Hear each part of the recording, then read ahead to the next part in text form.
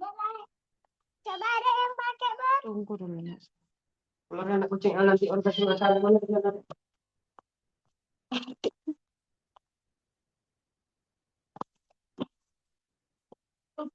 Ini ya.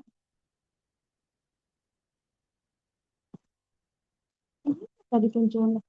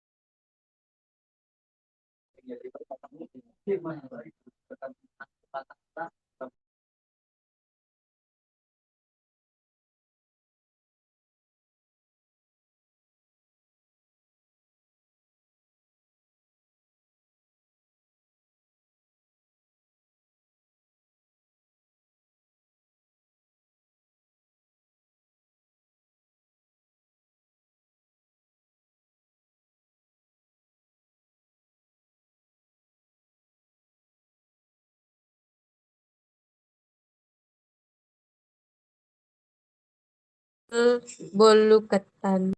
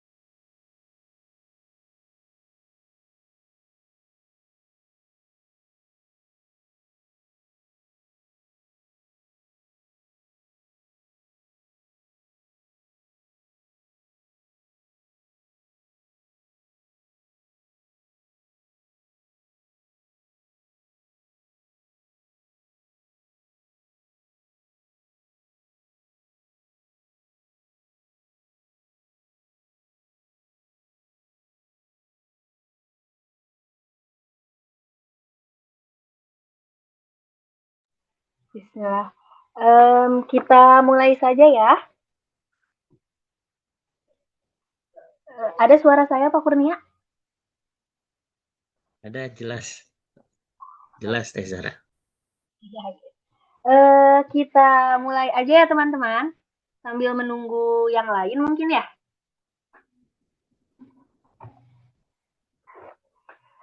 Bismillah. Assalamualaikum warahmatullahi wabarakatuh. Waalaikumsalam warahmatullahi wabarakatuh. Alhamdulillah. Bagaimana kabarnya teman-teman semuanya? Semoga dalam keadaan sehat dan selalu dalam lindungan Allah Subhanahu wa Ta'ala. Sebelum kita memulai kegiatan ini, kami ingin menyampaikan sedikit informasi mengenai konsultasi keluarga Yasmin ini. Jadi konsultasi keluarga Yasmin ini merupakan lembaga yang bergerak dalam bidang konsultasi dan edukasi, yang menghadirkan berbagai program seperti webinar, webinar pernikah yang sedang kita laksanakan di hari ini, sekolah ayah, sekolah ibu, kelas bahasa Arab, dan program edukasi keluarga lainnya. Bagi teman-teman yang ingin mendukung keberlangsungan program-program edukasi ini, insya Allah informasi rekening infak akan dikirimkan oleh admin melalui grup WhatsApp, yang insya Allah teman-teman di sini sudah masuk grup WhatsApp-nya ya. Infak yang diberikan akan digunakan untuk mendukung kegiatan edukasi yang diselenggarakan oleh konsultasi keluarga Yasmin. Besar maupun kecil, semoga menjadi amal jariah dan keberkahan bagi kita semua. Jangan lupa mungkin untuk teman-teman agar mengetahui program rutinan Yasmin bisa mengikuti media sosial kami di Instagram @sahabatyasmin_ agar tidak ketinggalan informasi program dan kegiatan yang akan datang. Perkenalkan, saya Zahra Hanifia yang akan membersamai teman-teman sebagai moderator pada webinar kali ini.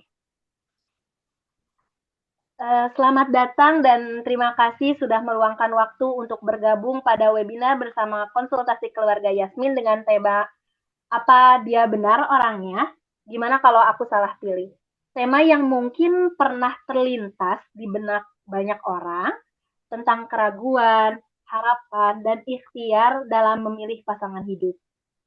Sebelum memasuki sesi materi, kami mohon bantuan teman-teman untuk mute mikrofon selama pemaparan berlangsung agar acara dapat berjalan dengan lancar dan nyaman.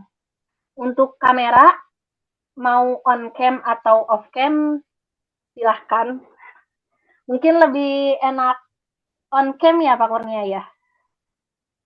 Boleh Kak Zahra. Alhamdulillah.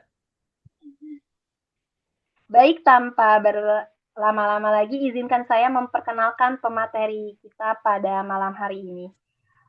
Beliau adalah Kurnia, yang insya Allah akan berbagi ilmu dan perspektif mengenai bagaimana mengenal pasangan, memahami hubungan yang sehat, serta mempersiapkan diri sebelum melangkah ke jenjang pernikahan. Kepada pemateri yang kami hormati, kami persilahkan untuk menyampaikan materi, waktu, dan tempat. Kami persilahkan.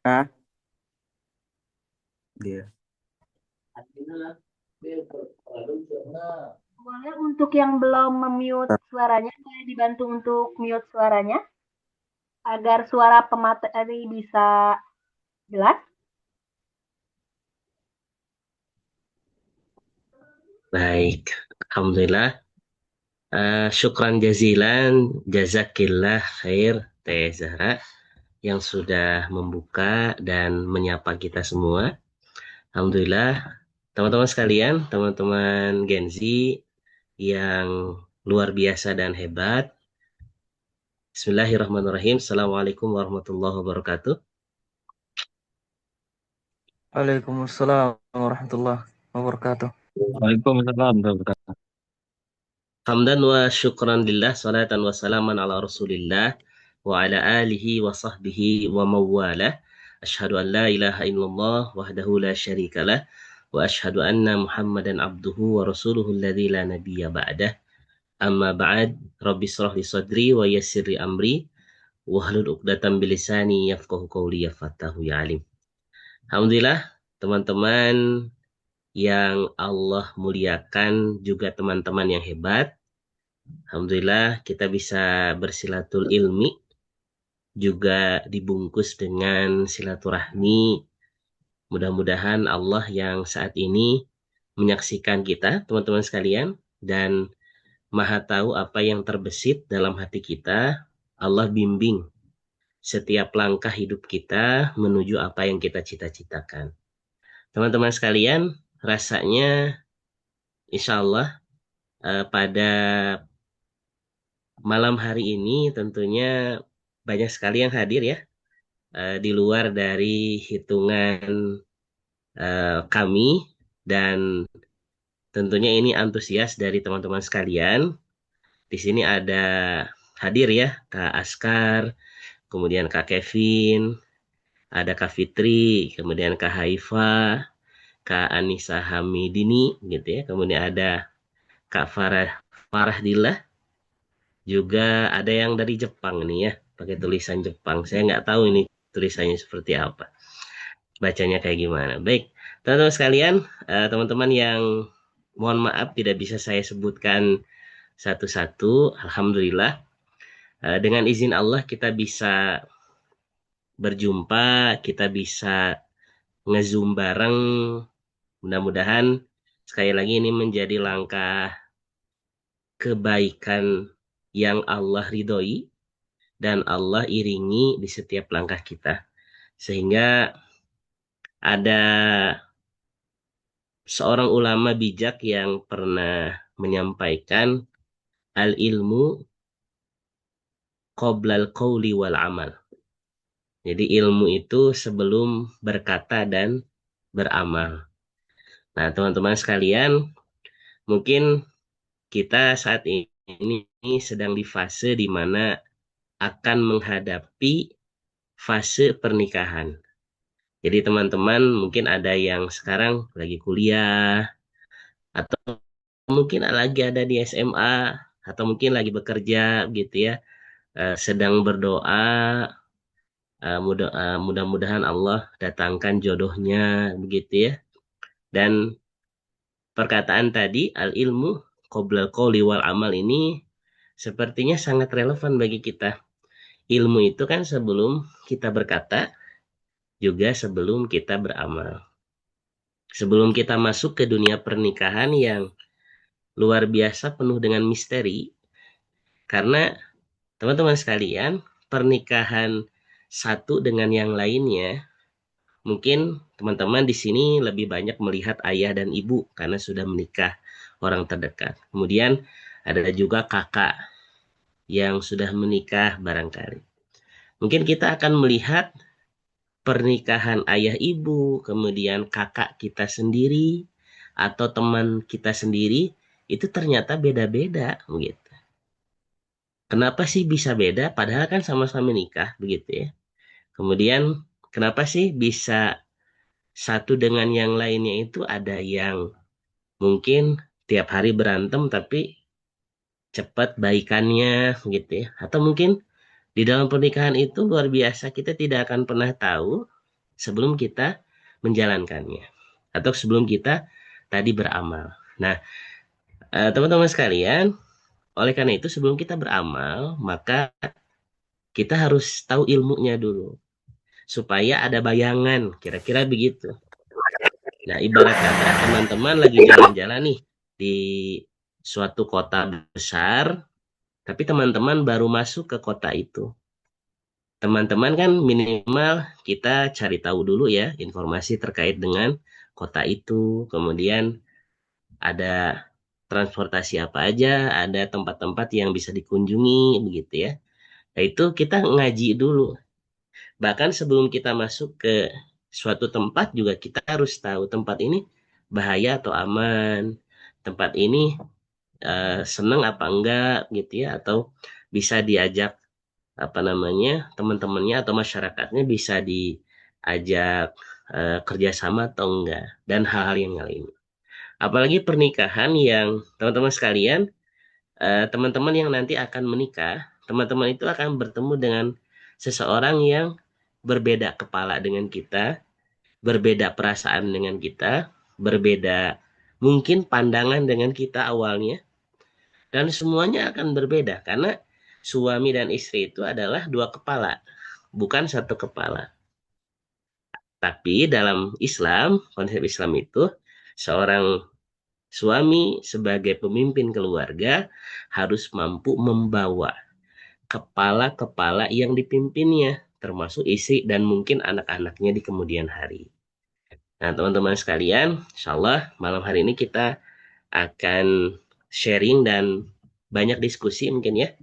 Kita akan coba sediakan 20 atau mungkin 15 menit di akhir untuk kita berdiskusi begitu ya. Mungkin nanti bisa dipimpin oleh Teh Zahra ya untuk sesi diskusinya.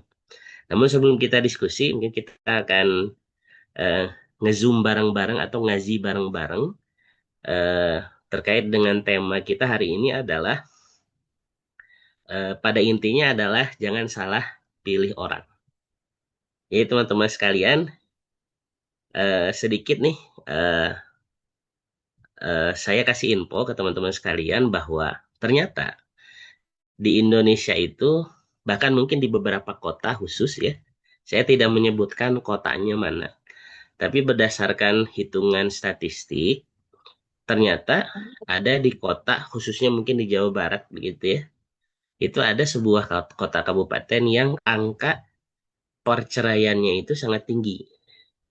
Jadi teman-teman sekalian bayangkan ketika menikah kemudian beberapa bulan bahkan 1 tahun kemudian itu sudah bercerai, dan angka perceraian ini menjadi rapot merah bagi statistik pernikahan di Indonesia. Nah, teman-teman sekalian, kira-kira kenapa sih penyebabnya begitu ya?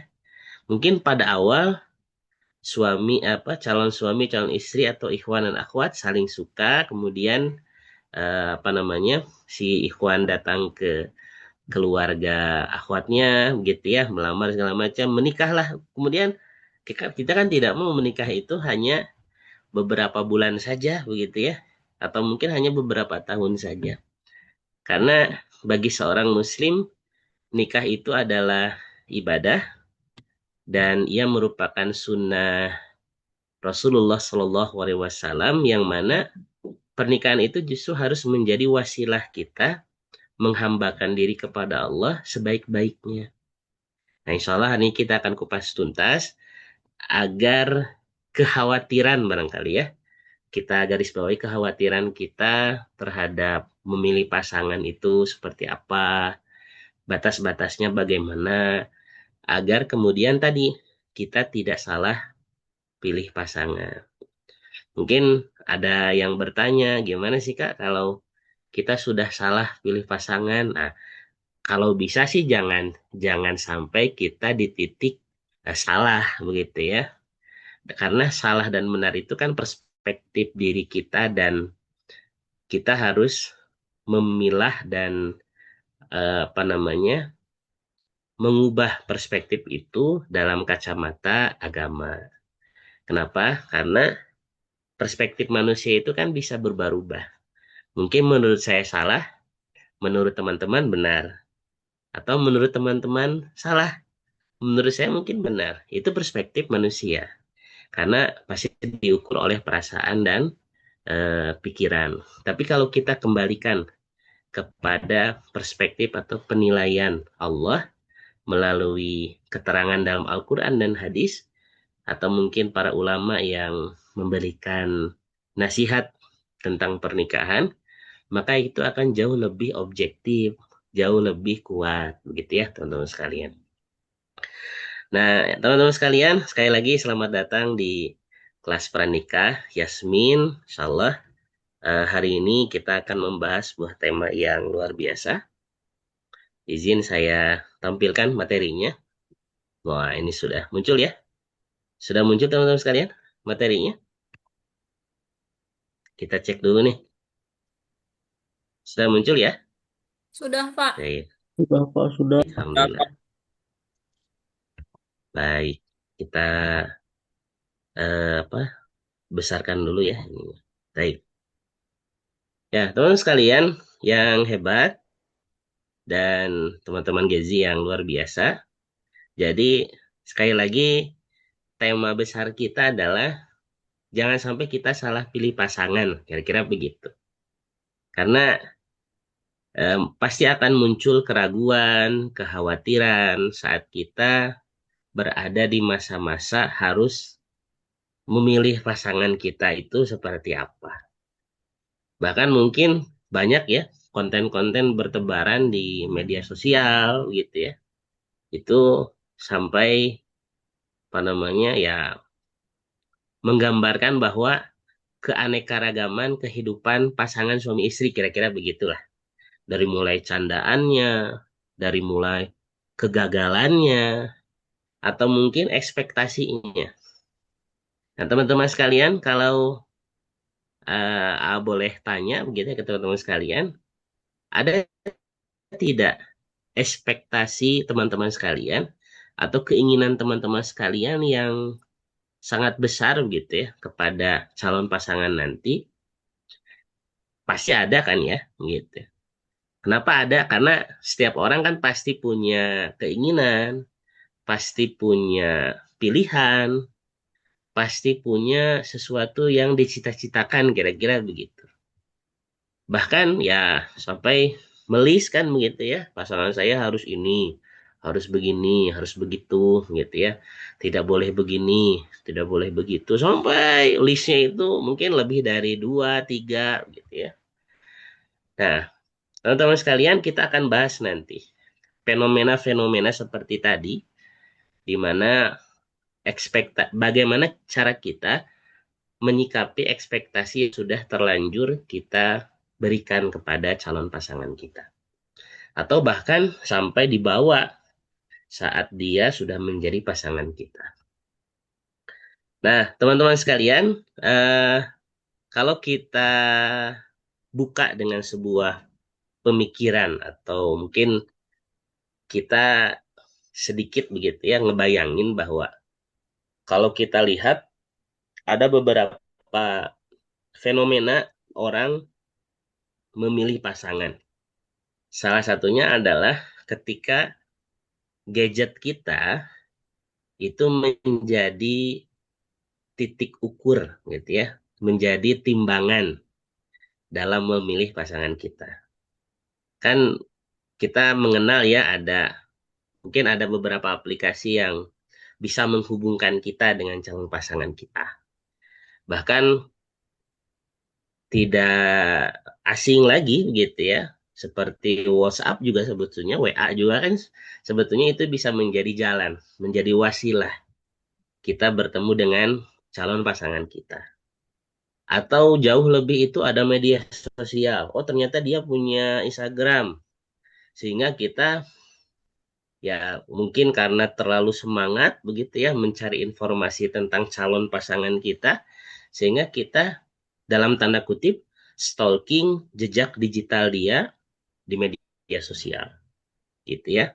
Jadi itu yang pertama, gambaran sekarang atau mungkin generasi saat ini untuk mencari wasilah bertemu dengan calon pasangannya, sehingga ketika dia melihat sebuah konten tentang tadi pasangan yang ideal, akhirnya menciptakan sebuah standar yang mustahil.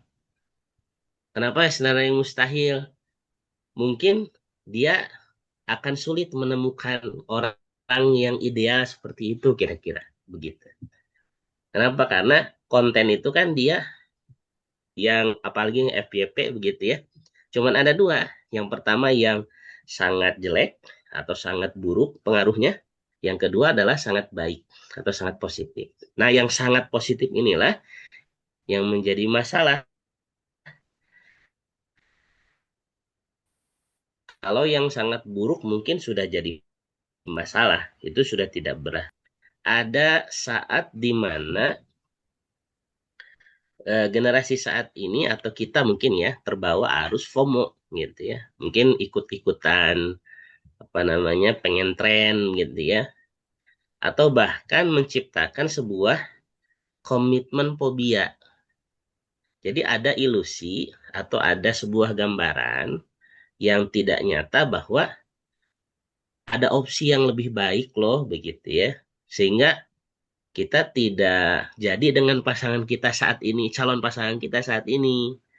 Bahkan ya yang dikhawatirkan adalah ketika kita sudah memiliki pasangan, kemudian kita terlalu FOMO atau kita terlalu tergiring pada opini di media sosial saat ini, sehingga kita membandingkan pasangan kita dengan pasangan orang lain.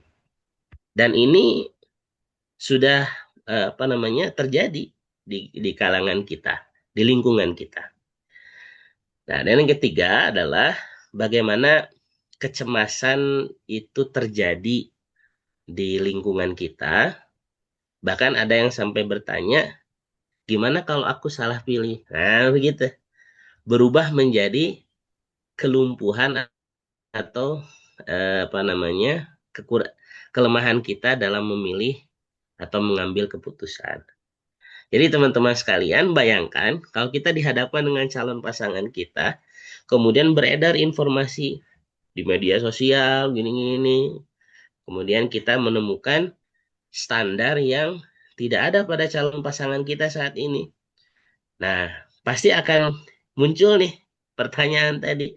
Gimana sih kalau aku salah pilih pasangan? Kayaknya aku salah deh milih kamu, kan gitu ya.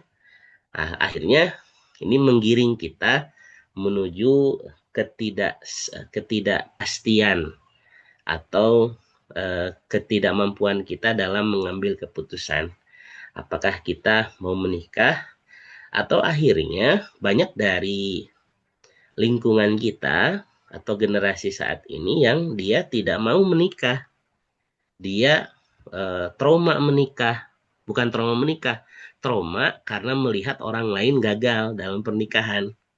Atau mungkin trauma karena calon pasangannya itu tidak memenuhi standar dia, begitu. Nah, ini teman-teman sekalian sudah terjadi saat ini. Dan mungkin di beberapa di antara generasi saat ini gitu ya, akan berpikiran seperti itu. Sehingga kenapa sih dia sulit menikah, atau kenapa sih aku sulit nikah? Mungkin ada sesuatu yang perlu kita perbaiki dalam diri kita. Nah, makanya banyaknya pilihan tidak membebaskan. Artinya begini, teman-teman sekalian, kriteria pasangan itu boleh, silahkan. Tapi ingat bahwa ketika kita menentukan banyak pilihan, apalagi begini ya, mungkin ketika Teh Asma nih punya punya kriteria suaminya itu harus hafal 30 juz. Nah, kira-kira kalau menentukan kriteria seperti itu, Teh Asma, kan berarti kita harus mencarinya kan ke teman-teman yang mungkin dia menghafal Quran di pesantren gitu ya, pesantren tahfiz gitu ya. Sehingga ikhwan yang lainnya itu sudah tereliminasi gitu. Kenapa? Karena tidak memenuhi kriteria itu. Jadi teman-teman sekalian sebetulnya boleh saja kita menentukan pilihan, silahkan. Namun nanti kita akan bahas bagaimana Allah melalui lisan Rasulnya memberikan pilihan yang terbaik. Bahkan tidak banyak sebetulnya pilihan yang dianjurkan oleh Rasul untuk kita semua, teman-teman sekalian. Nah, teman-teman sekalian, kita akan memahami struktur ketakutan atau mungkin ya semacam gambaran ketakutan gitu ya. Sampai ada orang yang bilang, mengapa sih kita takut salah pilih? Yang pertama adalah kita harus tahu bahwa di permukaan ada gejala yang bisa dirasakan oleh kita semua. Yang pertama adalah kita melihat orang lain bercerai, sehingga takut nih kita bercerai. Atau mungkin ada orang tua yang dilihat oleh anaknya, sehingga anaknya itu takut menikah karena orang tuanya sudah bercerai. Nah, ini kan di permukaan. Kemudian ada takut kehilangan kebebasan. Kok si teman aku setelah nikah itu asalnya dia gampang nongkrong sama kita, sudah nikah, jadi jarang nongkrong sama kita. Nah, ini juga gejala-gejala yang ada di permukaan.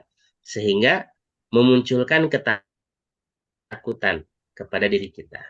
Kemudian ada juga yang berpikir bahwa mencari chemistry yang sempurna. Nah, jadi mencari feeling yang kok aku nggak ada feeling ya sama dia, kok aku nggak ada feeling ya sama dia, gitu ya. Atau mungkin kok aku nggak ada feelingnya sama dia, sehingga muncul rasa khawatir. Nah, itu di permukaan. Sehingga banyak orang yang tebang pilih pasangan dan ujung-ujungnya adalah dia ya sulit untuk menerima atau sulit menerima pilihan yang Allah berikan melalui lisan Rasulnya. Nah, sedangkan di bawah itu atau di bawah pandangan atau di dalam underground itu, teman-teman sekalian, ada dua akar atau dua hal yang mengakar. Yang pertama adalah yang bisa disebut sebagai defisit self-awareness. Jadi dia tidak benar-benar mengenali diri sendiri, sehingga bingung menentukan apa yang dibutuhkan, melawan apa yang sekedar diinginkan. Jadi teman-teman sekalian, mungkin kita lupa gitu ya, bahwa ada hal yang harus kita lakukan sebelum ke jenjang memilih pasangan. Atau mungkin pada saat kita memilih pasangan, kita harus bisa melihat apa yang sebetulnya dibutuhkan. Bukan apa yang sekedar kita inginkan saja. Boleh kita menginginkan harta, boleh kita menginginkan kecantikan, boleh kita menginginkan kesempurnaan, tapi sebetulnya mari kita tanyakan pada diri kita, apa sih sebetulnya yang kita butuhkan? Kalau pengabdian kepada Allah, kalau penghambaan kepada Allah itu yang dibutuhkan dalam pernikahan, maka semuanya akan mencakup. Allah akan mencukupi semuanya. Nah, itu nanti kita akan bahas ya, di salah satu ayat, salah satu keterangan yang mungkin akan menjadi obat bagi kita. Jadi teman-teman sekalian, kebingungan sekali lagi menentukan apa yang dibutuhkan dengan apa yang sekedar diinginkan ini menjadi salah satu fenomena masalah yang harus kita selesaikan. Sedangkan akar yang kedua adalah trauma yang mungkin dialami saat kecil, masa kecil kita. Atau mungkin orang lain gitu ya yang sulit menikah dengan dalih mungkin ada trauma kecil. Mungkin ayah ibunya bercerai tadi begitu ya.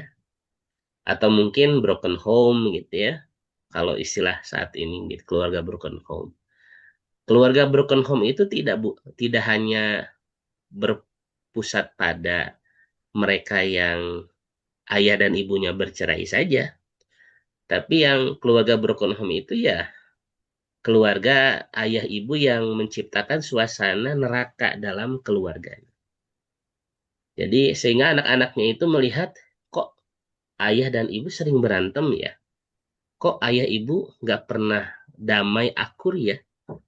Aku sudah mau nikah nih atau sudah di jenjang milih pasangan, sehingga tadi ada trauma, dan ketika dia masuk ke jenjang memilih pasangan dan kekhawatirannya tadi kita takut salah pilih begitu. Dan trauma ini bukan sekedar rasa sakit yang biasa, tapi akan dibawa sampai masa dewasa. Nah, teman-teman sekalian, setelah kita memahami gitu ya permasalahan yang ada baik di permukaan maupun secara mendalam, maka ada sebuah pergeseran atau mungkin ya perubahan paradigma ya dari sempurna menuju ke tepat. Teman-teman sekalian, kalau kita menentukan standar pasangan melalui gadget kita, mungkin kita akan mencari pasangan yang sempurna begitu ya. Kenapa? Karena memang ya secara naluriah orang akan mencari dan selalu mencari sesuatu yang sempurna. Padahal kesempurnaan itu kan sebetulnya kan mutlak hanya milik Allah saja. Kenapa Allah menciptakan manusia dalam keadaan beragam? Kendatipun dalam suatu keterangan Allah menegaskan fi ahsani takwim itu kan sebaik-baiknya rupa, bukan sesempurna-sempurnanya rupa. Jadi sebaik-baik rupa itu kan artinya ada orang yang mungkin menurut orang lain tampan gitu ya. Atau bahasa kitanya kalau bule itu ya dia tampan karena putih. Tapi ada juga orang yang berpikiran orang yang hitam itu tidak tampan. Tapi kalau dia di lingkungan yang hitam semua begitu ya, atau teman-temannya hitam, atau mungkin standar tadi dari warna kulit begitu ya. Walaupun mohon maaf begitu ya, ini pernah terjadi begitu ya di suatu masa. Orang-orang ketika dia berada di lingkungan yang sewarna, mungkin dia akan terlihat ganteng atau terlihat cantik. Sama orang bule juga begitu ya, orang yang berkulit putih maksudnya, begitu ya. Mereka juga akan terlihat tampan di lingkungannya masing-masing. Jadi kesempurnaan itu perspektif manusia itu akan menimbulkan masalah. Oleh karena itu Allah itu menciptakan manusia dalam keadaan yang sebaik-baiknya, bukan yang sesempurna-sempurnanya. Sehingga satu dengan yang lain itu bisa saling mengisi. Karena bisa bisanya suami istri itu ngeklop gitu bahasanya begitu ya. Sederhananya itu harus ada yang menjadi kunci, ada juga yang menjadi lubang kuncinya. Tidak mungkin dua-duanya kunci. Kenapa? Karena satu dengan yang lain tadi saling klop begitu. Nah, teman-teman sekalian, sempurna itu kan ketika kita mencari pangeran atau putri yang berkuda putih, atau bahasa kiasannya adalah mungkin bangsawan atau orang kaya gitu ya. Kemudian bisa saja orang yang mencari kesempurnaan itu kan fokus pada chemistry saja dan no konflik gitu. Dia mengharapkan bahwa pernikahan itu tidak boleh ada cekcok, tidak boleh ada masalah, tidak boleh ada ya konflik, tidak boleh lah kira-kira begitu. Kan dia pengennya adem, damai begitu ya. Dan memang itu naluri manusia. Salah satu naluri manusia ingin damai kan begitu. Nah, kita akan bahas nanti salah satu ayat litas kunu ilaiha dalam surah Ar-Rum. Nah, yang ketiga, teman-teman sekalian, menuntut manusia tanpa celah. 100% sempurna.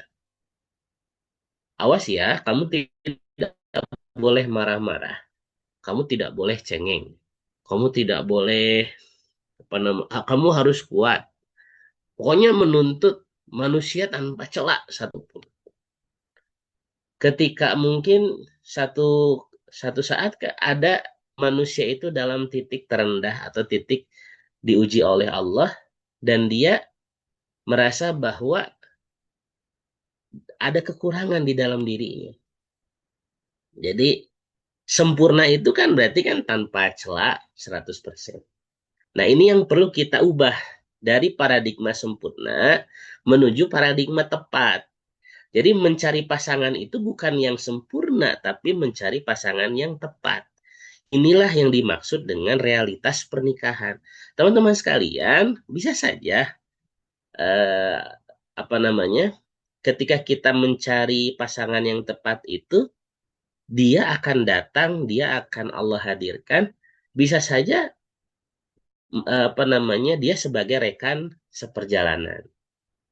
Atau mungkin akan dijadikan oleh kita, calon pasangan itu adalah sahabat atau orang yang sama-sama bahu-membahu beribadah kepada Allah. Dan yang kedua, ketika kita mencari pasangan yang tepat, maka fokusnya adalah visi hidup yang sama, sefrekuensi, bukan chemistry, bukan sesuai dengan perasaan, tapi sesuai dengan cara pandang kita. Dan ini mungkin nanti akan harus ditanyakan oleh kita pada calon pasangan kita terkait dengan pandangan hidup, karena masa pernikahan itu kan menjadi masa-masa yang titik balik seseorang, di mana puncak atau pelaksanaan ibadah atau penghambaan kepada Allah itu terasa lebih banyak dan lebih khusyuk ketika berada dalam sebuah naungan keluarga. Teman-teman sekalian, yang ketiga, menemukan manusia yang kekurangannya bisa ditoleransi dan layak diperjuangkan bersama-sama. Bisa jadi kalau kita mencari pasangan yang tepat, ya seperti tadi, kunci dan lubang kunci. Kira-kira bentuknya sama tidak? Tidak. Yang satu kunci, yang satu lubang kunci. Tapi ketika kunci dimasukkan, dia akan membuka sebuah pintu. Mungkin saja kuncinya rusak, harus diperbaiki. Bukan kemudian menuntut si kunci untuk senantiasa dia sempurna. Karena bisa jadi pasangan kita dulu yang kita kagumi kecantikannya, perlahan akan memudar, teman-teman sekalian. Mungkin dulu dia keturunan orang kaya, ketika menikah dengan kita, kekayaannya pun berkurang seiring dengan usia dan kesempatan bekerja. Atau mungkin keturunan, ketika Allah menakdirkan calon pasangan kita mungkin nanti tidak memiliki keturunan kecuali anak yang sedikit, juga tidak menjadi masalah, karena yang standarnya bukan sempurna, tapi mencari pasangan yang tepat. Bagaimana kalau tidak dikaruniai oleh Allah? Jangan khawatir. Banyak di antara sahabat yang bahkan istri Rasulullah Sayyidatina Aisyah radhiyallahu an, Allah tidak menakdirkan beliau mempunyai anak keturunan. Tapi ada tapinya. Justru dengan tidak diberikannya keturunan, Siti Aisyah radhiyallahu an menjadi salah satu di antara yang meriwayatkan banyak hadis, begitu. Jadi ada kelebihan di setiap mungkin kekurangan, ada kelebihan yang Allah hadirkan. Itulah maknanya tepat. Nah, teman-teman sekalian, kita coba tadabur ya, salah satu ayat yang mungkin teman-teman sekalian sudah hafal begitu ya, atau mungkin familiar di telinga kita. Auzubillahi minasyaitonirrajim. Wa min ayatihi an khalaqalakum min anfusikum azwaja litaskunu ilaiha wa ja'ala bainakum mawaddatan wa rahmah. Inna fi dzalika laayatil liqaumin yatafakkarun. Dan di antara tanda-tanda kebesaran Allah itu dia menciptakan pasangan-pasangan untukmu dari jenismu sendiri, agar kamu cenderung dan merasa tentram kepadanya, dan dia menjadikan di antaramu rasa kasih dan sayang. Nah, teman-teman sekalian, coba kita gali ya makna ketenangan. Kalau tadi kita ada pemikiran bahwa khawatir nih begitu ya, teman-teman sekalian, khawatir kita memilih pasangan gara-gara atau mungkin ketakutan kita, pasangan kita itu tidak membawakan ketenangan bagi diri kita. Kita akan coba membahas dua frasa dalam bahasa Arab. Yang pertama adalah litaskunu ilaiha, dan yang kedua adalah mawaddatan warahmah. Atau yang ketiga warahmah nantinya ya.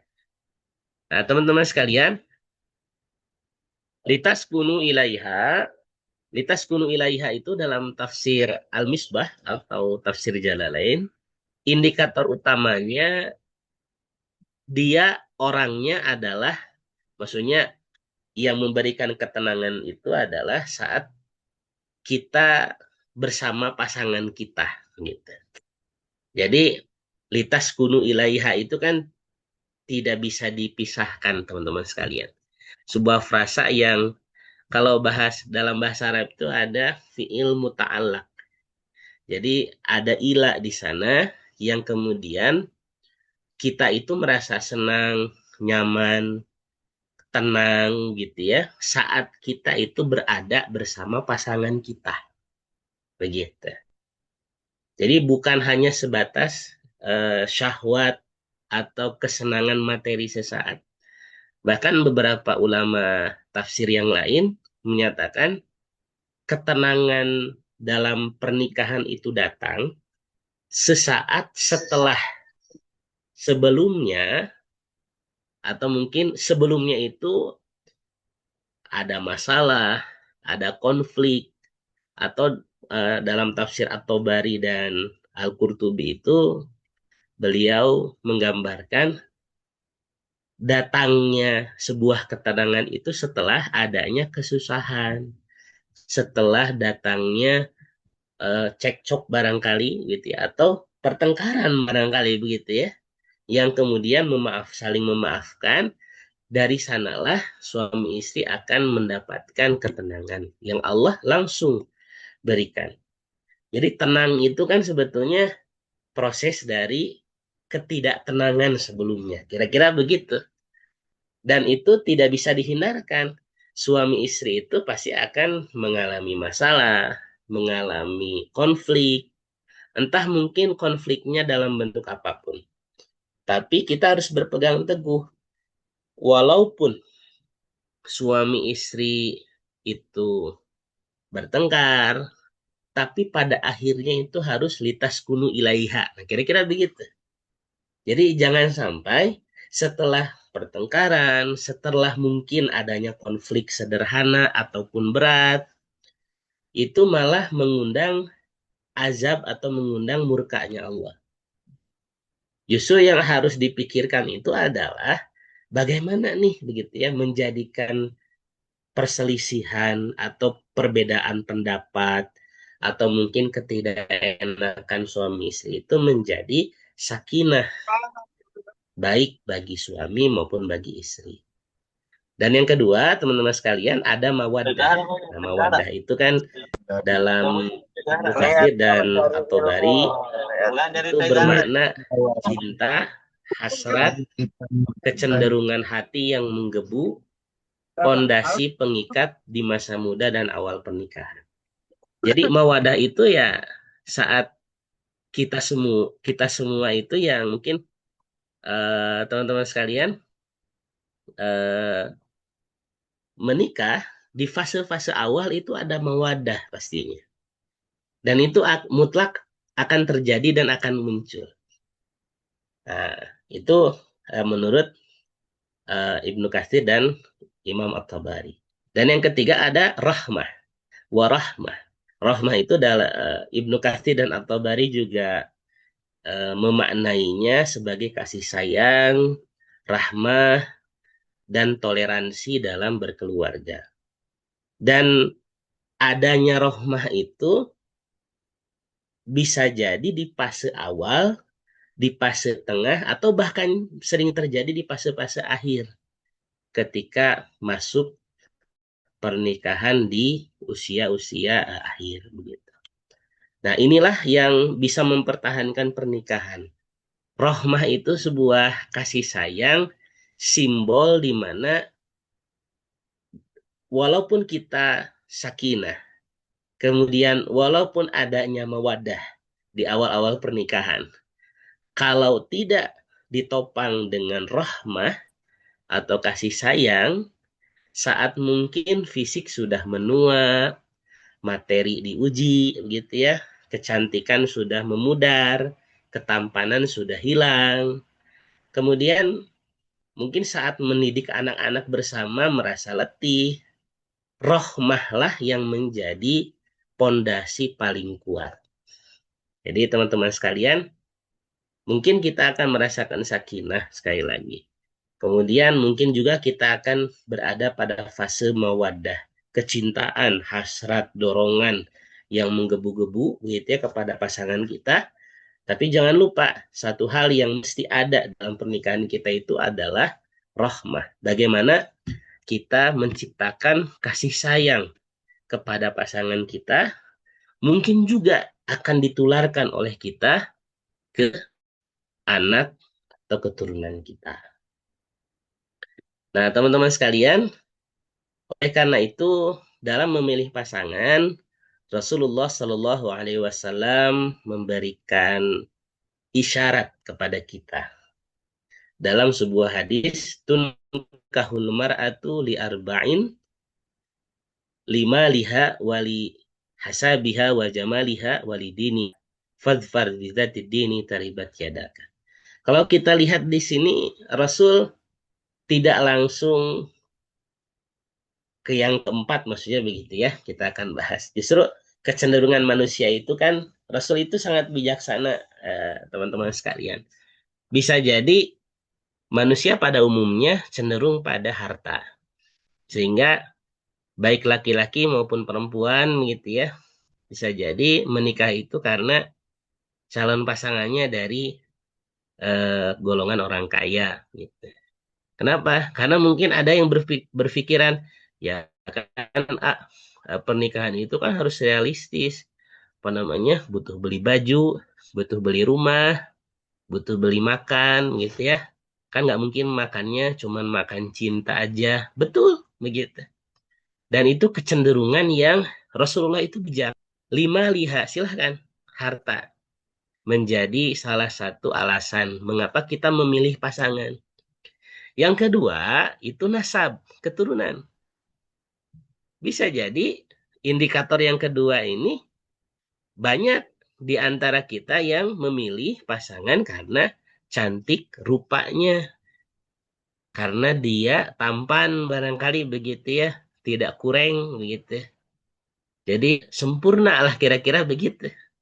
Atau mungkin tepat. Dan yang ketiga, Rasul sangat bijaksana sekali bahwa kecenderungan manusia itu lijamaliha. Bisa jadi karena kecantikan atau ketampanannya. Tadi keturunan ya, sekarang kecantikan atau ketampanannya. Fisiknya begitu. Namun, teman-teman sekalian, Rasul menempatkan pilihan yang keempat itu dengan kalimat walidiniha. Dan karena din atau karena visi dia beragama. Visi dia dalam menjalankan din dalam kehidupannya. Maka Rasul memberikan isyarat fadfar bidzati dini taribat yadaka. Jadi condongkanlah dirimu memilih karena agamanya. Niscaya engkau akan beruntung. Jadi teman-teman sekalian, banyak mungkin yang memilih karena hartanya. Ingat, harta pasti akan berkurang kalau tidak dibelanjakan di jalan Allah. Dan dibelanjakan di jalan Allah itu adalah pondasi agama. Jadi harta, nasab, jamal jika tidak dialasi dengan alas ad-din, maka akan merugi. Kenapa akan merugi? Karena seseorang akan membanding-bandingkan kesempurnaan tadi, bukan memilih pasangan yang tepat. Nah, teman-teman sekalian, sekali lagi, taribat di sini kan secara literal itu taribat yadaka begitu ya. Secara bahasa itu artinya menempel dengan debu. Jadi ketika tangannya itu menempel di debu gitu. Jadi sebetulnya frasa ini menunjukkan adanya anjuran yang sangat kuat agar kita tidak merugi di dunia dan akhirat. Kenapa? Karena orang yang menempelkan, maksudnya jangan sampai kita itu memilih harta dibandingkan dinnya. memilih nasab dibandingkan dengan dinnya. Memilih jamal dibandingkan dengan dinnya. Apatah lagi sama sekali tidak memilih din begitu. Jadi hanya harta, nasab dan jamal saja. Nah, teman-teman sekalian, kenapa sih sekali lagi dalam memilih pasangan itu harus karena agamanya, karena dinnya. Karena bisa jadi di permukaan itu orang itu ya rajin ibadah ritualnya begitu ya, penampilan luar. Mungkin di status bio Instagramnya itu ya good looking lah begitu ya, atau good apa namanya lah, goodan gitu ya, atau rutinitas ibadah yang selalu ditampilkan gitu ya di permukaan. Tapi sebetulnya ada makna mendalam saat kita memilih seseorang karena agamanya. Bukan hanya penampilan di luar saja. Wah, ini mah orangnya kelihatannya baik ya. Jangan sampai kelihatan begitu. Jadi hanya sampai sebatas kelihatan saja begitu. Hanya di tampilan luar saja. Justru yang harus kita pertimbangkan adalah bagaimana akhlak mulianya. Bagaimana khosyah ketakutannya kepada Allah. Bagaimana kapasitas emosionalnya dalam memanage konflik yang akan terjadi dalam rumah tangga. Apakah dia ringan tangan atau gampang marah gitu ya. Nah, ketiga hal ini menjadi sebuah checklist ya, dalam standar atau dalam penilaian agama yang dimaksud begitu. Kenapa teman-teman sekalian? Karena bisa jadi pernikahan itu kan di mana seseorang sudah siap merasakan bahagia dan sedihnya, atau masalah dan untungnya. Tidak hanya damai saja begitu ya, tapi bisa jadi orang itu akan merasakan di titik di mana dia dilanda badai-badai masalah dalam keluarga. Jadi bagaimana akhlak pasangan kita saat diuji oleh Allah dengan pasangan? Bagaimana khosyah dia, takut kepada Allah? Dan tentunya bagaimana cara kita mengetahui pasangan kita, apakah dia berakhlak mulia, dia khosyah takut kepada Allah, kemudian bagaimana kapasitas emosionalnya dalam memanage atau dalam bersikap. Ketika tadi begitu ya, sesuatu yang nampak di luar itu bisa kita lihat, dan tapi sesuatu yang ada di bawah permukaan, maka itu menjadi urusan kita dengan Allah. Hanya Allah yang tahu. Bahkan bisa jadi dalam proses ta'aruf itu kan kita bisa bertanya kepada teman atau kepada mahramnya. Bagaimana dia bersikap. Bukan hanya sekedar melihat fisiknya saja. Mungkin itu salah satu di antara kebolehan. Saat ta'aruf itu ya kita meminta gitu ya, barangkali apakah ada cacat fisik atau apa kan begitu ya. Oh, ternyata tidak ada gitu ya. Boleh mungkin nanti kita tanyakan kepada mahramnya gitu ya. Apakah dari tiga hal ini bisa kita tanyakan kepada calon pasangan kita. Tentunya melalui pertanyaan yang saat dia menghadapi konflik begitu ya. Bukan pertanyaannya begini, kamu punya akhlak mulia atau tidak? Kan tidak seperti itu. Mungkin pertanyaannya bisa kita tanyakan pada saat ya dia diuji oleh Allah atau ada masalah dengan suami atau dengan istri, nantinya bagaimana. Nah, teman-teman sekalian, ada sebuah nasihat yang disampaikan oleh Hasan Al-Bisri, seorang syekh begitu ya, kepada kita semua. Juga ada Ibnu Qayyim Al-Jauziyah. Kalau Hasan Al-Basri itu beliau mengatakan, nikahkanlah putrimu begitu ya, dengan laki-laki yang bertakwa kepada Allah.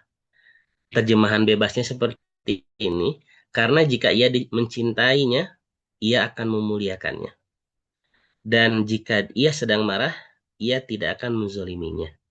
Jadi teman-teman sekalian, standar yang diberikan oleh Hasan al-Basri menikah itu adalah standarnya ketakwaan kepada Allah. Sehingga tadi ketika dicintainya, maka akan dimuliakan. Jika dia sedang marah, pasangan kita sedang marah, baik istri maupun suami sedang marah, maka tidak akan sampai menzolimi. Tidak akan sampai, mungkin kalau sekarang itu ya sampai KDRT begitu ya, sampai banting-banting kulkas, banting piring, tidak akan seperti itu. Karena standarnya adalah ketakwaan kepada Allah. Sedangkan Ibnu Qayyim Az-Jauziyah, beliau mengatakan, sekiranya Allah membuka tirai ketetapannya dan memperlihatkan bagaimana Allah mengatur urusan-urusannya, termasuk jodoh gitu ya, niscaya hati hamba tersebut akan meleleh karena cinta dan syukur kepada Allah. Jadi teman-teman sekalian, ketika Allah menghadirkan pasangan bagi kehidupan kita itu, sudah Allah rencanakan dengan sedemikian tepatnya, dengan sedemikian luar biasanya. Sehingga kalau kita melihat rahasia-rahasia di balik itu, kita akan bersyukur gitu ya. Kita akan semakin cinta karena Allah kepada pasangan kita. Nah, teman-teman sekalian, maka ada sebuah solusi agar kita tidak salah pilih pasangan. Solusi yang pertama adalah kita harus menggunakan 3 kesiapan. Jadi bukan hanya sekedar chemistry saja, tapi harus pada sefrekuensi, kira-kira begitu. Yang pertama adalah kita harus tahu spiritualnya bagaimana. Pasangan kita itu, calon pasangan kita itu hubungan dengan penciptanya, dengan sang Khalib itu seperti apa. Jadi fokusnya kepada itu. Yang kedua adalah intelektual dan mentalnya. Jadi kedewasaan secara psikologis. Karena menikah itu bukan hanya sekedar ingin saja, tapi harus dibarengi dengan kesiapan psikologis. Bagaimana cara dia berkomunikasi, merespon masalah-masalah yang ada, kemudian menyelesaikan konflik. Dan yang ketiga, finansial dan sosialnya seperti apa. Tanggung jawab yang nyata sebetulnya fokusnya. Sejauh mana kemandiriannya, apakah dia sudah mulai bekerja atau tidak, gitu ya. Bukan berarti kita matre, bukan sebetulnya. Ya karena ketika istri menanyakan kemandirian atau pekerjaan itu bukan semata-mata materialistis. Karena pernikahan itu kan butuh bekal. Artinya menanyakan kepada pasangan apakah sudah bekerja atau tidak, atau bekerja di mana, itu menjadi hal yang memang harus disampaikan. Begitu. Nah, solusi yang kedua, teman-teman sekalian, agar kita tidak salah memilih pasangan adalah kita harus mengobati ekspektasi media sosial. Jadi kalau ilusi digital itu kan, ya nikah itu kan liburan, jalan-jalan gitu ya, penuh dengan romansa atau sweet moment setiap harinya begitu. Bahkan di media sosial itu ya tidak jarang kan orang memposting sesuatu yang bahagia kan begitu. Bahkan ya sempurna lah begitu ya setiap hari. Padahal realitas syar'inya itu adalah pernikahan itu ya kerjasama membangun sebuah peradaban. Yang namanya membangun itu kan pasti ada masalah. Pasti ada beda pendapat. Pasti ada beda keinginan. Maka prinsipnya adalah pasangan yang benar itu kan bukan yang tanpa kekurangan. Melainkan seseorang yang kekurangannya bisa kita toleransi. Dan kelebihannya sangat dibutuhkan. Jadi teman-teman sekalian, pasangan kita punya kelebihan, pasangan kita punya kekurangan. Nah, solusi yang ketiga, teman-teman sekalian, ta'arufnya yang objektif begitu ya. Jangan sampai membeli kucing dalam karung. Jadi teman-teman sekalian ya tanyakan visi parentingnya. Gimana sih pola asuh? dan pendidikan anak yang disepakati seperti apa nantinya. Kemudian pengelolaan keuangan juga boleh, silakan. Siapa nanti yang ngatur keuangan, suami atau istri, ya boleh, silakan. Bagaimana sikap ketika berhutang gitu ya. Kemudian batasan mertua dan keluarga juga harus ditanyakan. Bagaimana manajemen konflik ketika kita punya masalah dengan mertua atau keluarga besar. Juga jangan lupa kita harus punya pandangan ukhrawi. Apa sih target ibadah dan kontribusi dakwah keluarga ini? Jadi jangan sampai kita menikah itu tidak menjadikan perjuangan atau tidak menjadikan Islam itu semakin besar, semakin tersyiar begitu. Jadi jangan sampai ya kita nikah itu sudah saja begitu ya. Tidak ada pengaruh kepada yang lainnya. Maksudnya pengaruh yang baik. Nah, yang keempat, formula ikhtiar batin. Teman-teman sekalian, ada hal yang memang tidak bisa kita jangkau, maka ikhtiar batin ini menjadi solusi keempat. Kenapa? Karena bisa jadi ketika kita sudah memilih, kita tidak tahu pilihan kita itu benar atau baik di sisi Allah atau tidak.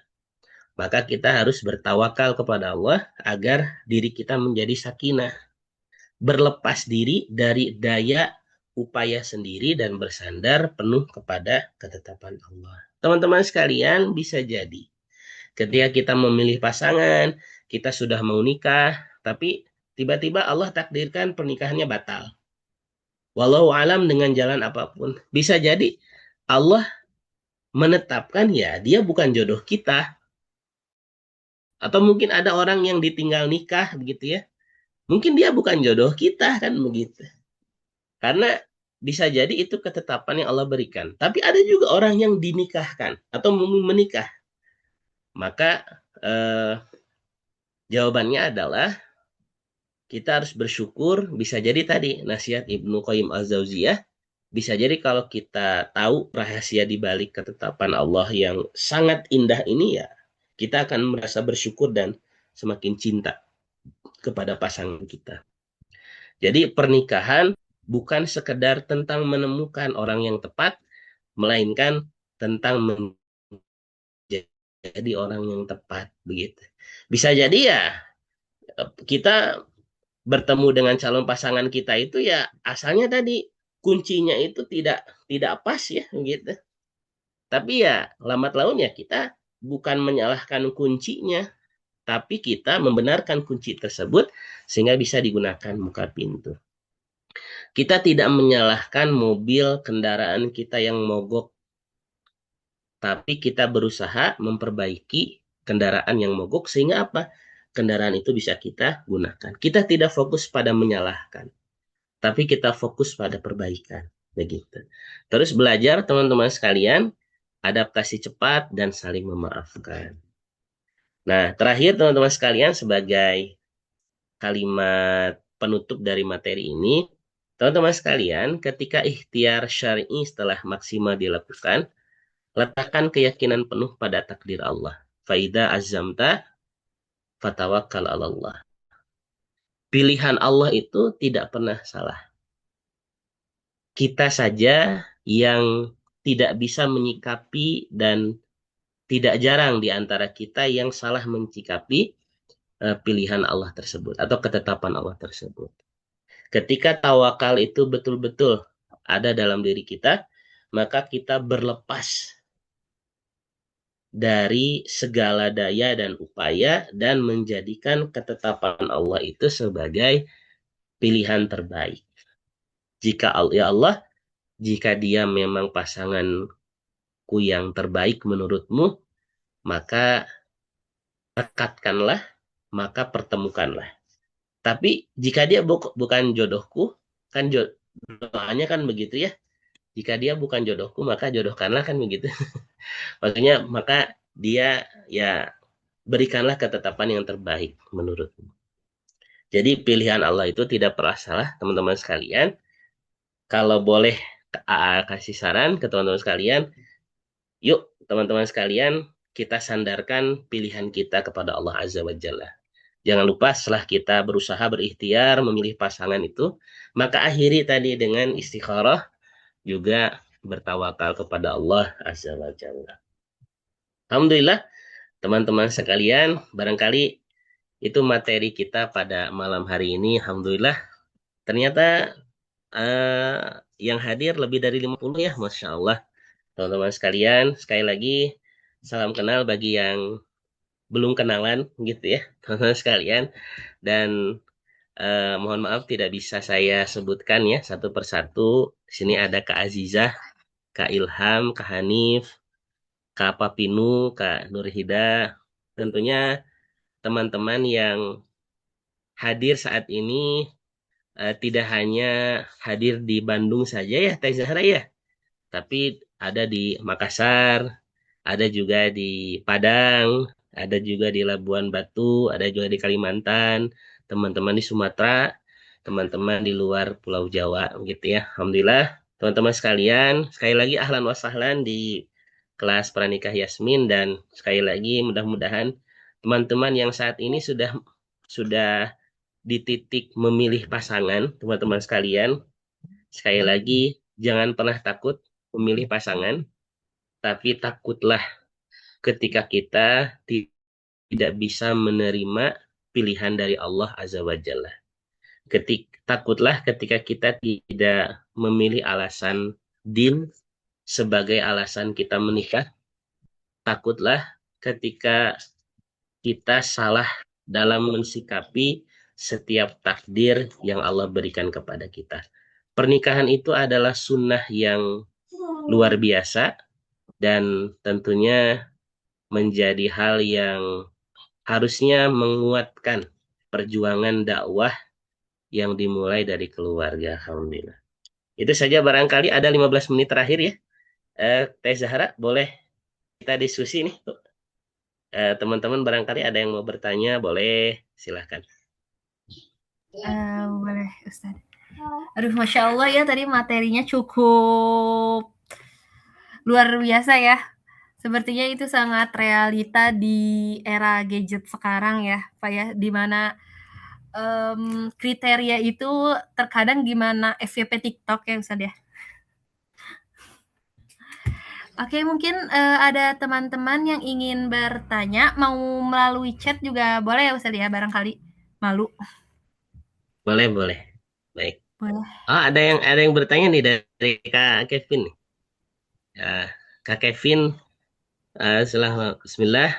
Assalamualaikum Ustaz. Punten ikut tanya. Kalau prosesi menuju tahapan akad itu ya di saat khitbah, apakah nilai-nilai kultur regional dimasukkan akan mengurangi esensi nilai Islam yang mesti jadi prioritas kita. Nah, teman-teman sekalian, sesuai dengan isyarat Rasul ya, teman-teman sekalian, kita sebetulnya boleh memasukkan kriteria-kriteria pilihan, atau mungkin ada pertimbangan-pertimbangan nilai secara kultur, secara budaya, silahkan teman-teman sekalian. Tapi pilihan itu tidak boleh mengalahkan nilai-nilai Islam yang menjadi pegangan kita. Kenapa teman-teman sekalian? Karena tadi ketika kita memilih cantik itu akan pudar teman-teman sekalian. Ya tidak bisa dibohongi, di awal pernikahan kecantikan itu menjadi salah satu hal yang diinginkan oleh setiap pasangan. Gitu ya. Jadi cantik itu ya, walaupun kata orangnya relatif, betul ya teman-teman sekalian. Ya orang Afrika akan terlihat cantik bagi orang Afrika, kan begitu ya. Orang Indonesia pun akan terlihat cantik oleh orang Indonesia. Jadi sebetulnya tidak ada standar baku cantik itu seperti apa. Itu akan memudar teman-teman sekalian.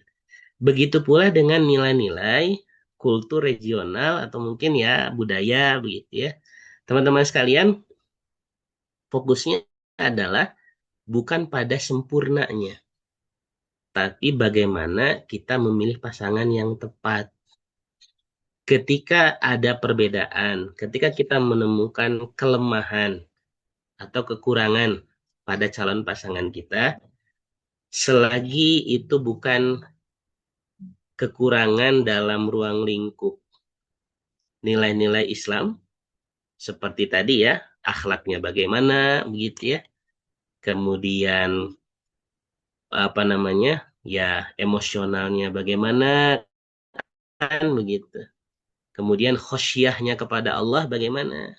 Karena kalau pasangan itu tidak khosyah, tidak takut kepada Allah, justru banyak mengundang konflik yang tidak akan pernah terselesaikan. Karena dia saja sudah tidak takut kepada Allah. Maka ada banyak hal-hal yang pasti akan dilanggar tentunya dalam syariat Islam, gitu ya. Nah, alhamdulillah. Baik, itu dari Kak Kevin ya, Masya Allah. Kak Kevin, KBM itu apa Kak? Kepanjangan ya Kak ya? Dua panjang dan Singkatan, Kak, betul. Ahlan wa sahlan. Singkatan, ya betul. Kepanjangan, Masya Allah. Tip, barakallahu. Jadi sekali lagi Kak Kevin, fokus kita sebetulnya bagaimana menjadikan pilihan berdasarkan din atau nilai-nilai Islam itu menjadi pilihan utama kita, kira-kira begitu. Jadi, walaupun ya kita tidak menyampingkan alasan-alasan yang lain, silakan diperbolehkan.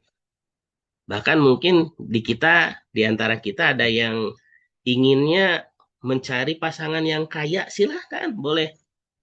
Gitu ya. Itu tidak menutup. Rasul itu sangat bijaksana. Rasulullah sangat bijaksana. Tidak menutupi kemungkinan alasan itu akan ada pada manusia, pada umum. Begitu. Baik. Dari Kak Agi, ada juga nih lewat chat ya. Masya Allah. Izin bertanya, jika ada seorang ikhwan yang mendekati, namun ikhwan tersebut masih awam soal ta'aruf. Karena kami berada di satu lingkungan kerja yang kurang secara ilmu agama, bagaimana saya sebagai akhwat mensikapi rasa ketertarikan ikhwan tersebut? Karena saat ini saya hanya diam dan menjaga. Namun terkadang saya bertanya, apakah ikhwan tersebut seorang yang Allah pilihkan sebagai jodoh untuk saya? Saat ini saya siap untuk menikah dan sedang istikharah. Jazakallah khairan Ustaz. Masya Allah. Kak Agi, semoga Allah memberikan kemudahan bagi Kak Agi dan tidak lupa juga mudah-mudahan Allah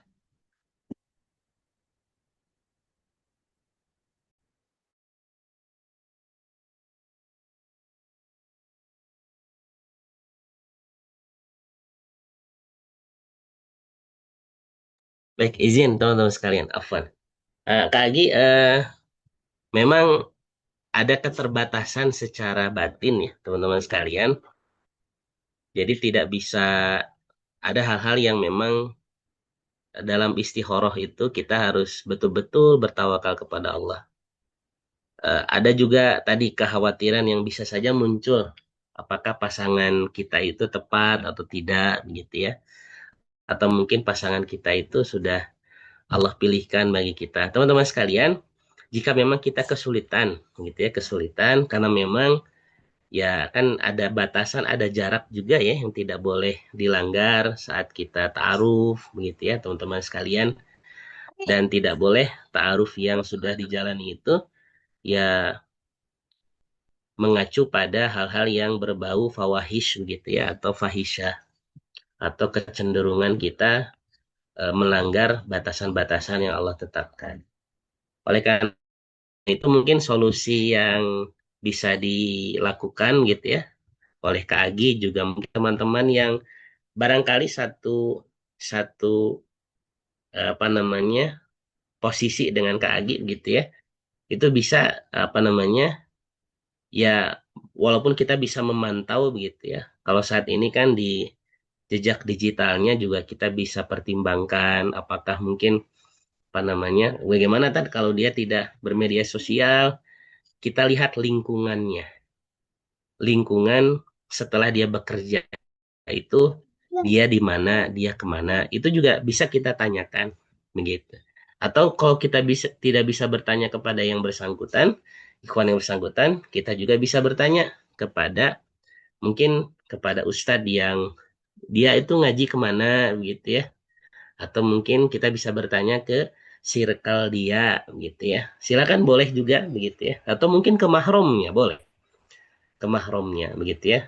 Dengan pertanyaan yang mungkin ya bukan justifikasi ya, tapi lebih kepada ya mungkin tadi bagaimana cara dia berakhlak mulia atau mensikapi, atau mungkin ketika ada pertanyaan-pertanyaan yang bisa kita sampaikan kepada dia langsung, boleh-boleh saja Kak Agi ya begitu.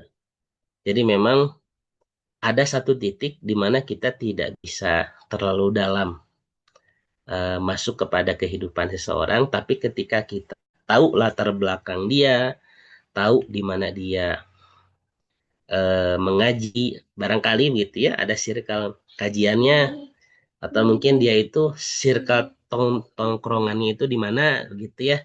Kita juga bisa bertanya secara random kepada orang-orang gitu ya.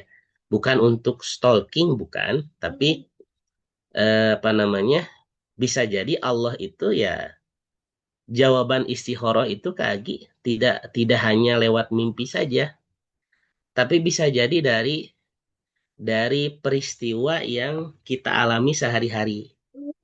Bisa jadi ya ketika kita sudah memilih pasangan kita, Allah bukakan pasangan kita itu, oh ternyata bukan pasangan yang tepat. Kenapa? Wah, dia tongkrongannya dengan orang-orang yang kurang baik begitu ya. Lingkungannya juga bukan dengan orang-orang yang baik. Itu bisa Allah bukakan dengan izin Allah. Atau bisa jadi timbul nih keraguan dalam Kak untuk melanjutkan ke jenjang pernikahan. Bisa jadi seperti itu. Karena jawaban istikharah itu sekali lagi tidak hanya lewat mimpi saja, tapi bisa jadi lewat kehidupan sehari-hari kita. Bahkan tambah dan kurangnya keyakinan pada pasangan kita gitu. Baik, itu barangkali Kak Agi mudah-mudahan menjawab. Jadi bisa nanti Kak Agi minta apa namanya ngurobinya begitu ya, atau dia ngaji di mana untuk kemudian bisa memperdalam informasi-informasi yang Kak Agi butuhkan dari calon pasangan. Kan kita tidak mau ya membeli kucing dalam karung gitu ya. Tiba-tiba bukan kucing yang keluar, tapi malah ayam, barangkali begitu ya. Jadi judulnya memang kucing dalam karung, tapi yang muncul bukan kucing, itu kan jadi mengecewakan gitu. Baik, dari Kak Raffi ya, Masya Allah, Teteh, bolehkah kita memilih pasangan dengan niatan akan merubah mendidiknya, membinanya, menjadi lebih baik saat menikah, meskipun calon kita jauh dari nilai-nilai agama. Syukran, Masya Allah. Boleh, Raffi ya, Masya Allah. Jadi boleh ketika suami itu ya, apa namanya, berniat untuk, apa namanya, ya mendakwahi atau mengajak istrinya menuju kebaikan. Itu sangat diperbolehkan sekali, silakan. Tapi yang harus dicatat itu adalah innaka la tahdi man ahbabta. Bahwa wahai Muhammad, engkau tidak akan pernah bisa memberikan hidayah kepada orang yang kau cintai. Allah sendiri yang menegaskan hidayah itu hanya mutlak milik Allah saja, milik Allah saja. Jadi teman-teman sekalian, tugas kita, atau mungkin barangkali karena sudah terlanjur menikah, kalau kata Arab itu begitu ya. Bagaimana saya ingin mengubah, membina, itu memang sudah menjadi kewajiban seorang suami kepada seorang istri. Dan kewajiban seorang istri adalah siap untuk dibina, siap untuk dididik oleh oleh suaminya. Nah, pendidikan, dakwah, ajakan itu adalah proses perjalanan pernikahan. Adapun istri kita, pasangan kita, suami kita menjadi pasangan yang baik atau pasangan yang mendapatkan hidayah dari Allah, ya hidayah itu mutlak datangnya dari Allah. Maka jangan lupa kita doakan istri, pasangan kita, suami kita, gitu ya. Jadi kalau kita menemukan sesuatu yang tidak, menurut kita tidak baik, begitu ya, kita berdoa kepada Allah sambil tadi gitu ya, kita juga memberi nasihat kepada pasangan kita dalam batas kemampuan kita. Bagaimana kalau kita tidak bisa menasihatinya gitu ya, doronglah pasangan kita agar sering mengaji. Datang kepada kiai, datang kepada ustadz gitu ya. Datang hadir di kelas pranikah Yasmin juga boleh, silahkan begitu ya. Agar kita sama-sama diskusi, sama-sama kita mencari bertanya atau menerima ilmu pencerahan atau pengetahuan dari teman-teman sebaya kita juga boleh, silahkan. Jadi jawabannya boleh, Raffi, gitu ya. Kita meniatkan bahwa menikah itu dengan tujuan tadi. Mungkin bukan tujuan ya, tapi niatan setelah menikah itu tadi betul. Kita mendidik, membina sampai dia berubah menjadi ke arah yang lebih baik biiznillah. Begitu. Alhamdulillah, masya Allah. Ada beberapa pertanyaan lagi, Teh Zahra, masya Allah. Ternyata antusias teman-teman luar biasa ya, masya Allah. Kita sampai jam berapa ini, Teh Zahra? Masih Sepertinya ada di waktu. jadwal sampai jam 21.30. Mungkin satu pertanyaan lagi aja ya Ustadz ya. Baik, izin ya, mungkin kita mungkin izin merespon satu pertanyaan lagi ya dari Kak Dwiki Abdillah. Assalamualaikum warahmatullahi wabarakatuh. Ustadz izin bertanya, gini, bagaimana jika kita sudah melihat calon yang kita butuhkan, tapi setelah kita pikir dia tidak cocok, nah, untuk kita nikahi karena masih ada ketakutan untuk memulai hubungan, takut nanti saat menikah dia tidak bahagia. Jadi bagaimana Ustaz ya? Ini Ustaz, Masya Allah. Sepertinya Kak Dwiki ada trauma ya mungkin ya. Jadi ada trauma, sebagaimana yang tadi disampaikan ya, teman-teman sekalian. Terkadang memang kekhawatiran, ketakutan itu muncul dari trauma saat masa kecil. Karena tadi kita itu ingin melihat pasangan kita itu bahagia banget begitu ya. Atau ada kata-kata sangat bahagia bersama kita. Sebetulnya kan tidak boleh menempatkan sesuatu dengan kalimat sangat ya, teman-teman sekalian, khawatir ya kita tidak bisa menjangkaunya. Tapi teman-teman sekalian, ketika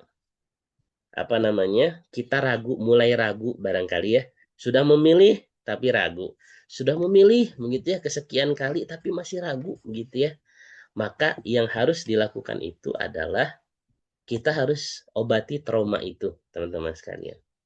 Bisa jadi ada trauma ketika melihat ayah dan ibunya sudah berpisah saat dia anak-anak gitu ya, atau mungkin ya tadi ketakutan bahwa kita itu tidak bisa membahagiakan dia. Nah, teman-teman sekalian, rasa trauma ini mesti diobati terlebih dahulu. Mesti didetoksifikasi gitu ya, kalau bahasa materi tadi. Jadi dinetralisir dulu gitu ya, racun-racun atau mungkin pemikiran-pemikiran yang tadi Kak Dwiki, pernikahan itu bisa jadi standarnya bukan bahagia atau tidak. Tapi standarnya adalah pertama sakinah, tenang dulu begitu ya.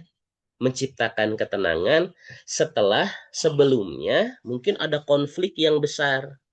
Bisa jadi ya ada masalah, ada cekcok begitu ya dengan pasangan kita, membuat tidak nyaman, bisa jadi membuat tidak bahagia, bisa jadi begitu. Tapi goalsnya, tujuannya adalah setelah situasi itu lahirlah ketenangan. Itu yang harus sama-sama diusahakan. litaskunu ilaiha. Jangan lupa litaskunu ilaiha. Jangan sampai cekcok tadi itu berujung kepada apa namanya ya, nauzubillah min zalik begitu ya, sampai pasangan itu ya tadi niatnya ya udahlah kita pisah aja gitu ya, kayaknya kamu nggak cocok deh sama aku, kan nggak gitu gitu ya, karena nikah itu kan bukan kayak beli gorengan kan begitu. Beli gorengan ya mungkin kita bisa bilang ke si emangnya, mang nggak jadi deh beli gorengannya gitu ya, setelah mungkin kita pesan. Tapi kan nikah tidak seperti itu.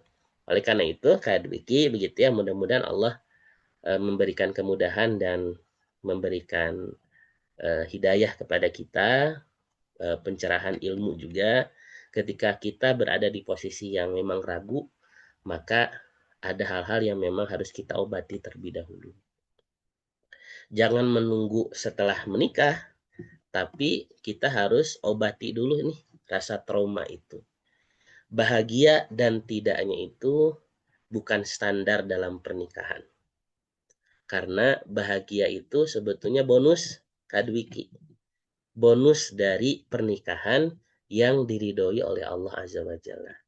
Jadi Kak Dwiki, kalau kita mau fokus itu, jangan fokus ke bonusnya. Sama seperti, mohon maaf, ketika kita minum. Kak Dwiki, teman-teman sekalian, ketika kita minum yang banyak, apakah ada yang mempunyai niatan minum yang banyak supaya buang air kecilnya juga banyak? Kan tidak. Jadi kita minum itu ya karena kita butuh.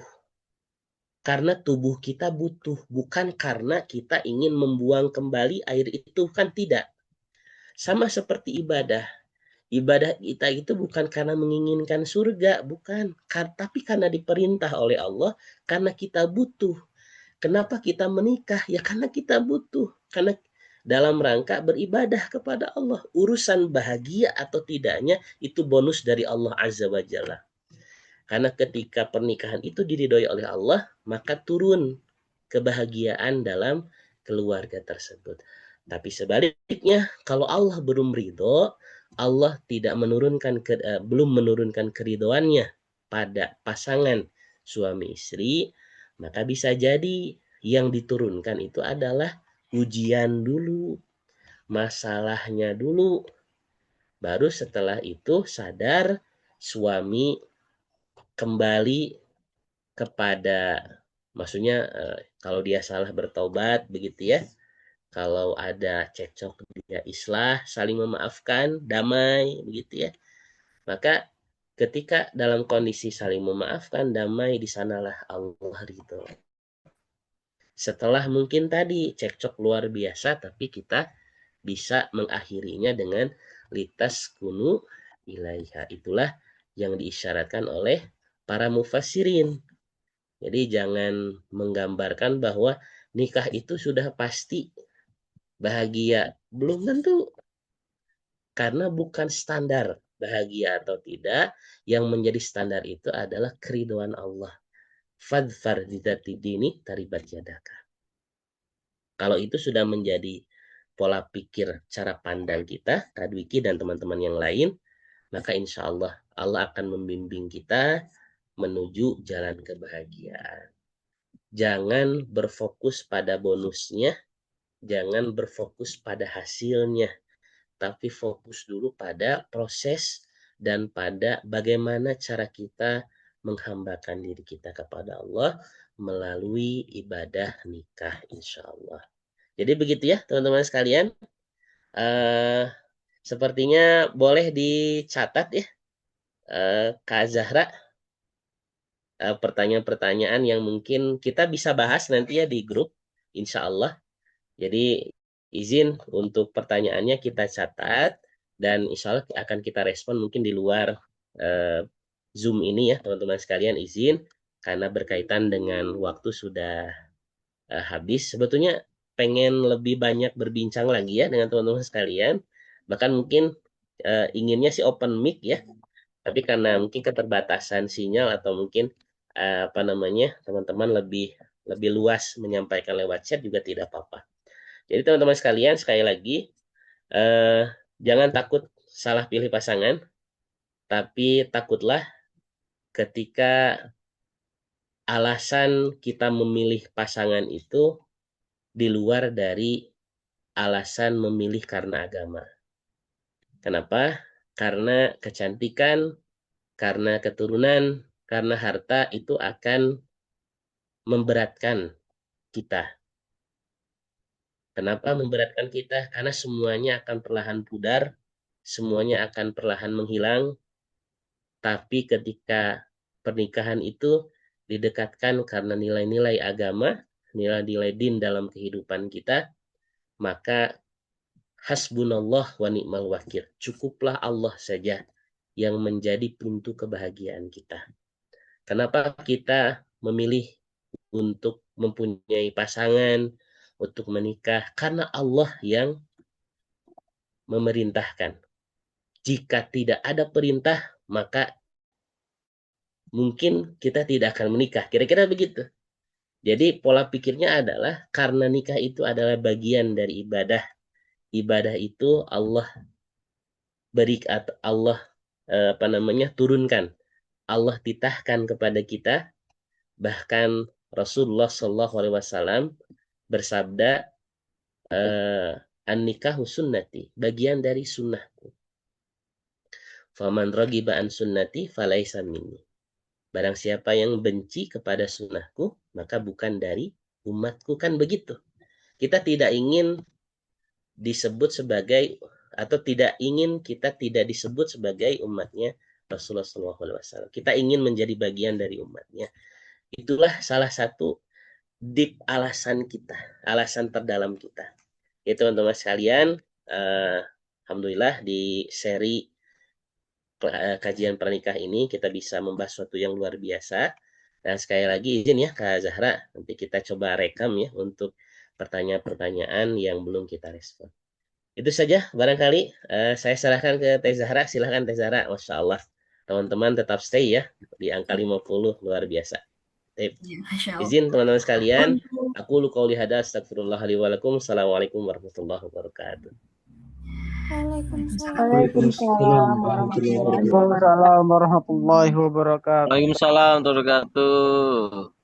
Baik teman-teman, untuk pertanyaan yang belum sempat terjawab mungkin akan dijawab melalui akun media sosial Yasmin ya. Alhamdulillah kita sudah ada di penghujung acara. Sebelum kita bubar, saya ingin mengucapkan terima kasih banyak yang sebesar-besarnya kepada Kurnia Nurul Falah MPD selaku pemateri kita yang luar biasa hari ini. Terima kasih banyak Kak Kurnia sudah membagikan ilmu yang membuka mata kita semua dan meluruskan cara pandang kita dengan sangat-sangat dalam ya. Saya mewakili seluruh panitia pamit undur diri. Terima kasih juga untuk teman-teman peserta atas antusiasnya dan pertanyaan-pertanyaan yang kerennya. Sampai ketemu di sesi berikutnya. Wassalamualaikum warahmatullahi wabarakatuh. Waalaikumsalam Assalamualaikum Jazakumullahu khairan. Syukran Ustaz. Syukran Abang Kevin. Wah, gitu banget. Daus, Daus.